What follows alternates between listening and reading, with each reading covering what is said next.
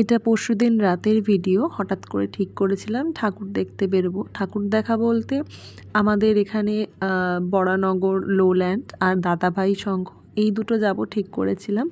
আর রাত তো অনেকটাই হয়েছিল, তাই আমরা কোনো অটো পাইনি, সেই জন্য একটা ট্যাক্সি করেই আমরা এখানে লোল্যান্ডের কাছে নেমেছিলাম। এখানে দেখো পুকুরের ওপারটাতেই যেহেতু মণ্ডপটা হয়েছে, আর মণ্ডপের ছায়াটা ওই জন্য জলের মধ্যে পড়েছে, দেখতে তো দারুণ লাগছিল।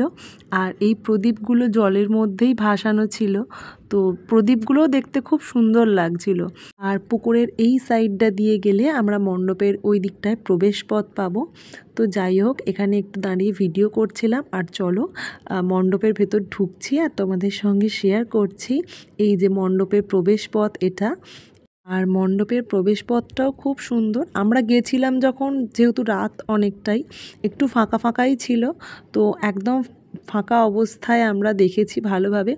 আগের বছর এখানে যাওয়া হয়নি, এখানে আর দাদাভাইয়ের সঙ্গে, তো এবারে ভাবলাম এখন তো ফাঁকা ফাঁকাই আছে, লাইন পড়বে না, তো দেখেই আসি। এটা হচ্ছে ভেতরের দিকটা। এখানে ওই ডোকরার কাজের যেরকম হয় না, সেইগুলো দিয়ে পুরো থিমটা করা। আর এখানে যে লাইনগুলো লেখা আছে, বোঝাই যাচ্ছে বাংলার সংস্কৃতিকে কেন্দ্র করেই এই থিমের ভাবনা চিন্তা।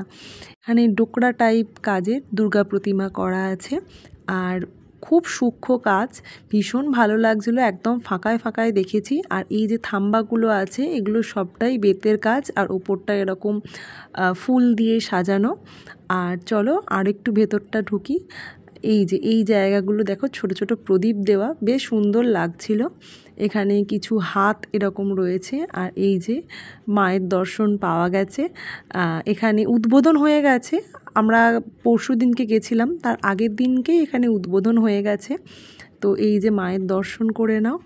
আর ওপর দিকটা দেখো, সূক্ষ্ম কাজ, আর খুব কালারফুল লাগছিল উপরটা। এখানে ছৌ নাচের যে মুখোশগুলো হয়, সেইগুলো দিয়ে সাজানো ছিল। তো যাই হোক, চলো এবার বেরিয়ে পড়ছি এখান থেকে।